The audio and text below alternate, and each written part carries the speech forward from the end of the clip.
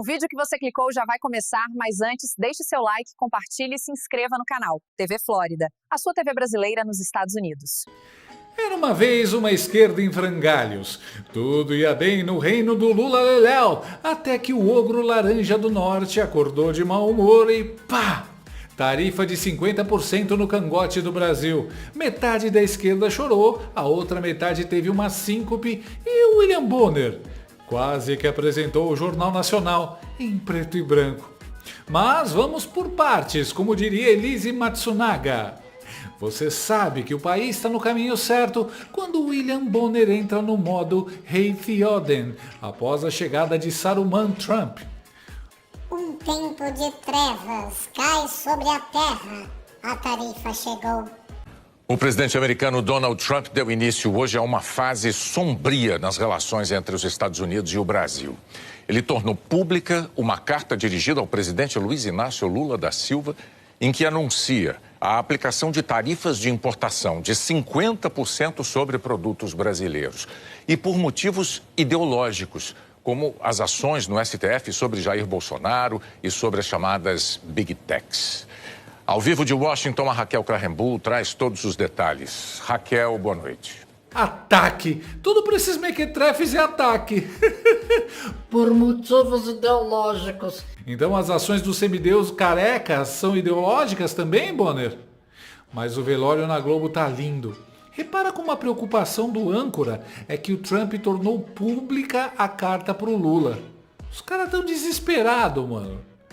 Bonner tá com os olhinhos miúdos, aquela voz com um talo na garganta. Bonner, segura esse choro, meu querido. Fase sombria.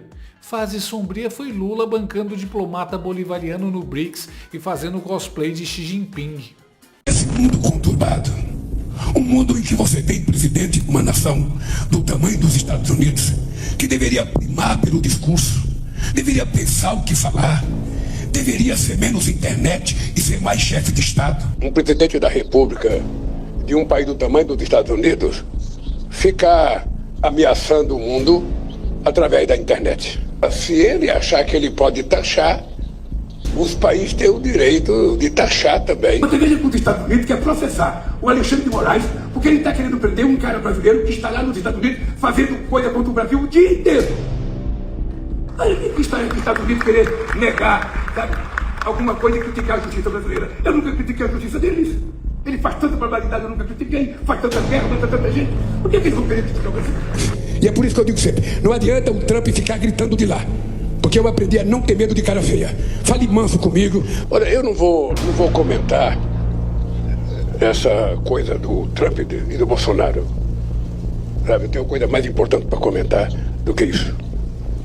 Esse país tem lei, esse país tem regra, e esse país tem um dono chamado povo brasileiro. Portanto, dê palpite na sua vida e não na nossa. Nós não aceitamos nenhuma reclamação contra a reunião dos BRICS. Por isso que nós não concordamos quando ontem o presidente dos Estados Unidos insinuou que vai taxar os países dos BRICS. Lembra quando o Nove Dedos disse que Trump era uma ameaça à paz mundial? Que os americanos eram imperialistas, malvadões, racistas, fascistas e não sei mais o quê? Agora toma a reciprocidade, com juros, correção monetária e um carimbo escrito Magnitsky. Não adianta inventar narrativas. Não cola, o povo já entendeu. A conta do tarifaço é do STF e do Lula, que provocou de novo o laranjão com o convescote do BRICS. Até a correspondente internacional teve que admitir. E eu apurei aqui, no governo americano, que até domingo o Brasil não estava na mira de Trump. Os brasileiros também falam a mesma coisa, que o Brasil não era visto como um problema. Agora, tudo começou a mudar depois da reunião dos BRICS no Rio de Janeiro, neste fim de semana, que criticou o aumento indiscriminado, unilateral de tarifas e defendeu também moedas locais em transações entre os integrantes do grupo. Trump, então, ameaçou tarifas aos países do bloco e a aliados. Lula respondeu e horas depois, Trump passou a defender o ex-presidente Jair Bolsonaro, adversário do presidente brasileiro. Já na Globo News, o ex-diretor do Banco Central deu o melhor soco na boca da realidade da semana. disse que se o Brasil tentar retaliar os Estados Unidos, vai parecer um mico brigando com um gorila de 500 quilos. O senhor negociaria muito isso agora, ou seja, partiria para a diplomacia total, ou iria nessa linha da reciprocidade? Ah, vocês estão me taxando, eu vou devolver na mesma moeda, vou dar um tapa na cara de vocês. Bom, é aquela história, você está disposto a comprar uma briga com um gorila de 500 quilos, né? Porque é um mico brigando com um gorila de 500 quilos, é uma economia muito maior do que a nossa. O Brasil já tem muita tarifa, né? A gente tem uma tarifa relativamente alta, a gente já tem proteção não tarifária que é muito elevada. Pode tentar seguir por esse caminho. E eu desconfio que, de novo, do ponto de vista político, é mais interessante comprar uma briga com os Estados Unidos agora para fortalecer a ideia de que você está sendo perseguido e que, de alguma maneira, qualquer prejuízo econômico que isso venha a causar não é responsabilidade sua, responsável do grande irmão do Norte, e aí você consegue arrumar alguém como colocar a culpa. E colocar a culpa nos outros é praticamente uma especialidade não só do presidente Lula, mas boa parte do círculo de ministros, né, que existe hoje. Então, eu desconfio que a melhor saída seria, obviamente, tentar negociar. Na prática, eu desconfio que o que vai acontecer é que a gente vai responder na mesma moeda, vai ter um prejuízo econômico, mas a preocupação maior não é com o prejuízo econômico, é com a possibilidade de conseguir pregar a culpa em alguém. Ou seja, Lula é um mico e o Trump é o gorila. Se fosse no planeta dos macacos, Lula seria aquele figurante que toma tiro no primeiro ato. Mano, até na Globo News o 9 Dedos está sendo esculachado. Mas como assim a mídia está desesperada? Eles estavam tão confiantes que o descondenado era o maior presidente do mundo. Agora que a água bateu no pescoço, tá assustando os ratos militantes e eles viram que o Trump não tá pra brincadeira. Com os 50% de tarifa, nem a Miriam Leitão conseguiu dizer: Entenda como isso é bom. Uma medida ruim politicamente e péssima do ponto de vista econômico. A câmera corta para o inimigo do pente Guga Chucro, Chakra, visivelmente abalado, lendo o post de Eduardo Bolsonaro e Paulo Figueiredo como quem lê a carta da ex pedindo divórcio por WhatsApp. A nota do deputado Eduardo Bolsonaro e do jornalista Paulo Figueiredo. Então eu vou ler aqui para você, nota conjunta à imprensa. A carta do presidente Donald Trump ao presidente brasileiro é clara, direta e inequívoca e reflete aquilo que nós, Eduardo Bolsonaro e Paulo Figueiredo, há muito tempo temos denunciado. O Brasil está se afastando de forma deliberada dos valores e compromissos que compartilha com o mundo livre. Eles prosseguem. Há décadas o Brasil está inserido na comunidade internacional democrática liderada pelos Estados Unidos. Essa inserção traz privilégios, mas exige compromissos civilizatórios mínimos, respeito aos direitos humanos, ao devido processo legal, à liberdade de expressão, de imprensa e à realização de eleições transparentes com ampla participação da oposição. Aí o deputado Eduardo Bolsonaro e o Paulo Figueiredo continuam. Nos últimos meses, temos mantido diálogo com autoridades do governo do presidente Trump, sempre com o objetivo de apresentar com precisão e documentos a realidade que o Brasil vive hoje. A carta do presidente dos Estados Unidos apenas confirma o sucesso na transmissão daquilo que viemos apresentando com seriedade e responsabilidade. Ao Brasil, todos os avisos foram dados, por vias diplomáticas, declarações públicas, cartas, audiências no Congresso e reuniões privadas. A resposta das autoridades brasileiras foi o escárnio, risos, ironias e, mais grave, a escolha de dobrar a aposta. Enquanto o Supremo Tribunal Federal e o ministro Alexandre de Moraes colecionavam violações de direitos humanos contra jornalistas, contra cidadãos residentes dos Estados Unidos, também avançavam sobre o líder da oposição, o ex-presidente Jair Bolsonaro, negando-lhe garantias mínimas de legalidade, defesa e presunção da inocência na forma de farsa de um julgamento quase sumário em um tribunal de exceção. Em relação às restrições de vistos para violadores da liberdade de expressão anunciadas pelo governo americano recentemente, o Supremo resolveu retaliar. Já na semana seguinte à medida, a Corte pautou e decidiu por uma revogação parcial do Marco Civil da Internet, medida que inviabiliza o funcionamento regular das redes sociais americanas no Brasil, um ataque direto à liberdade de expressão. Enquanto isso, Lula aprofundou-se numa sequência de desastres diplomáticos anti-americanos, com declarações raivosas suas, de ministros e até da primeira-dama, além de aproximações deliberadas com regimes autoritários como China e Irã. ignorando os alertas da administração Trump. Ignorando os alertas da administração Trump, insistiu na expansão dos BRICS e chegou a criticar os Estados Unidos por neutralizarem o programa nuclear iraniano, uma ameaça global. Nada disso teria ocorrido sob a presidência de Bolsonaro.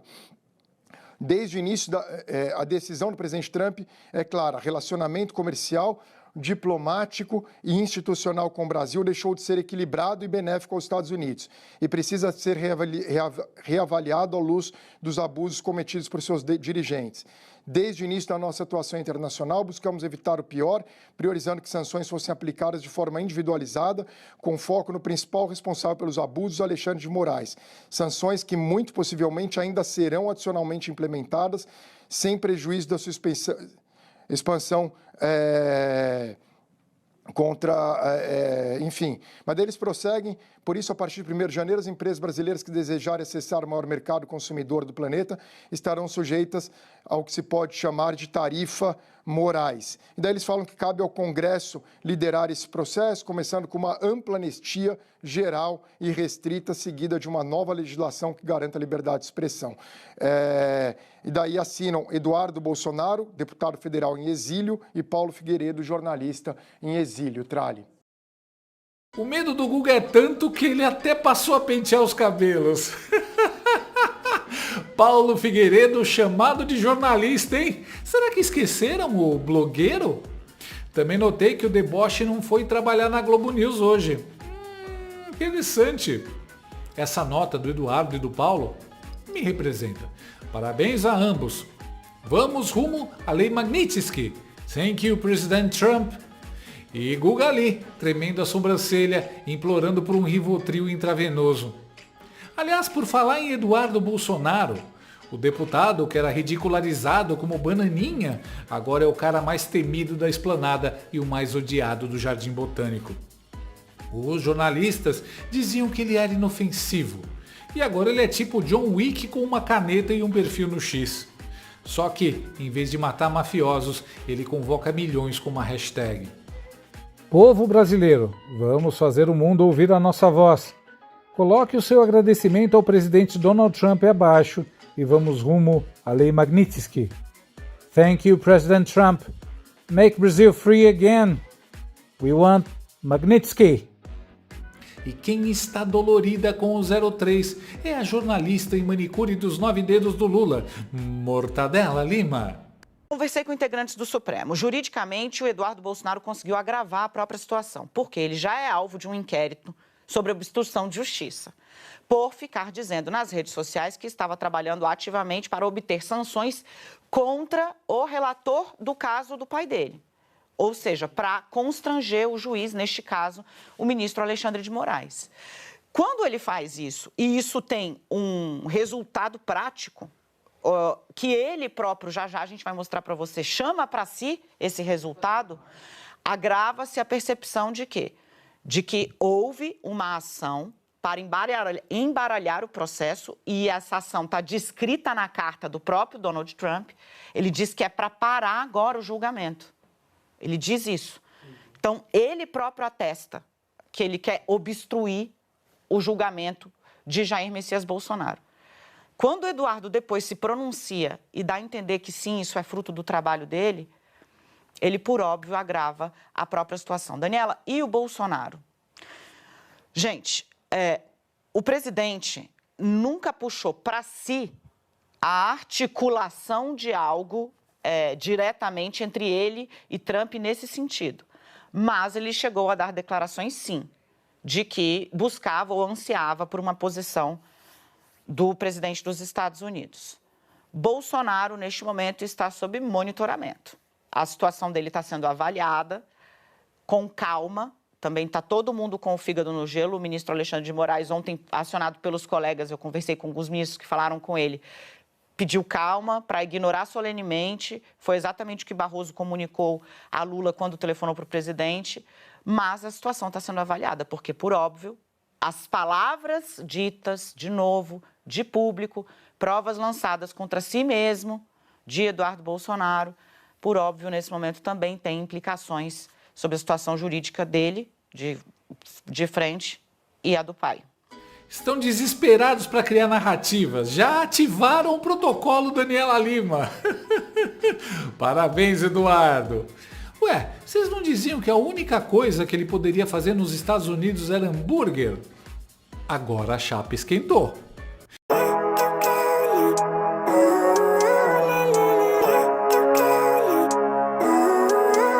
Engraçado que a Mortadela diz que foi conversar com o Supremo, mas não cobrou o Lula. Até hoje, o Nove Dedos não teve nenhum encontro com o presidente da maior democracia do mundo. Por quê? Por que a imprensa não cobra o Lula por nunca ter se sentado para negociar com o Trump? A Mortadela Lima tem sérios problemas cognitivos. Basicamente, ela repete qualquer coisa que colocam na frente dela, sem nem ao menos pensar na merda que ela tá falando. Isso que essa radical militante fala é só bravata. Acha mesmo que o Lula vai conseguir bater de frente com o Trump? Nem a China conseguiu. Lula e Chanderleia estão muito ferrados. Vocês não entenderam nada ainda, né, Globo News? Essa palhaçada jurídica vai acabar. Mas, por enquanto, isso mesmo. Aumentem a perseguição. Vai dar muito certo. Continuem dando uma de desentendidos quando tentarem recuar. Vai ser tarde demais.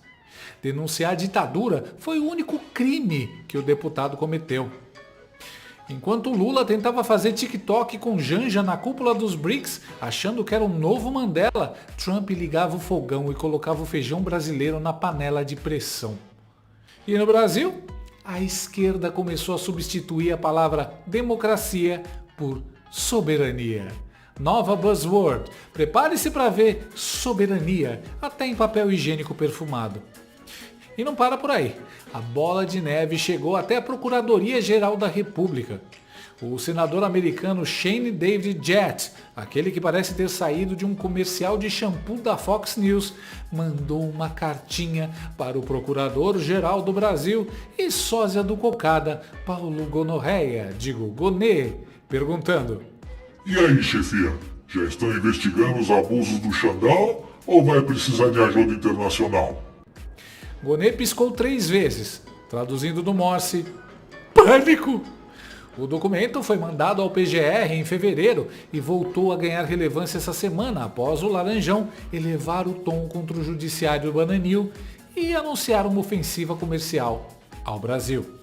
Como já se falava, Gonê e delegados da Polícia Federal também entraram na mira de sanções dos Estados Unidos sob o argumento de que dariam sustentação a ações ilegais de ensandecir.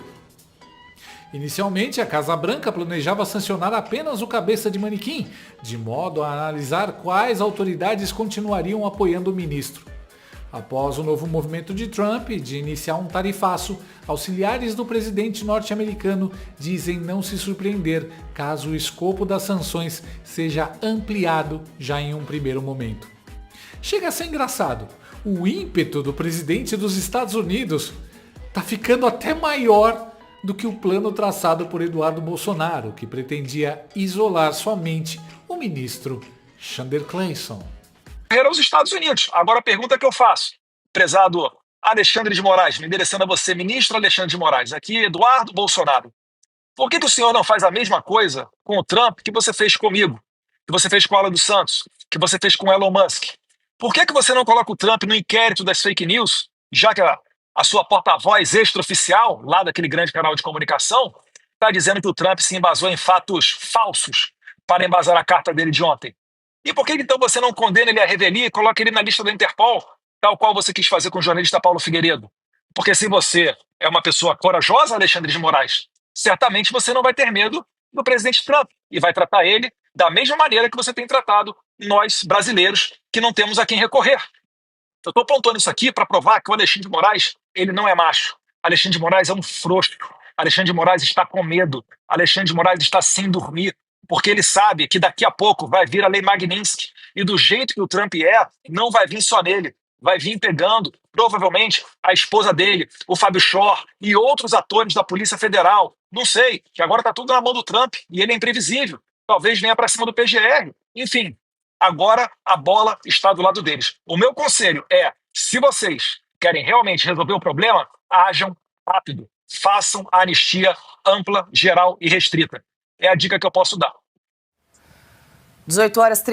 Estão de olho em Lula posando de líder do BRICS na ausência de Putin e Xi Jinping, como um caseiro nadando na piscina e fazendo churrasco quando os donos da chácara não estão. O Brasil virando narco-estado e ignorando pedidos dos Estados Unidos sobre PCC e CV. E o STF censurando tudo que se move. E claro, Trump tem trauma de perseguição política. Ele já viveu isso lá.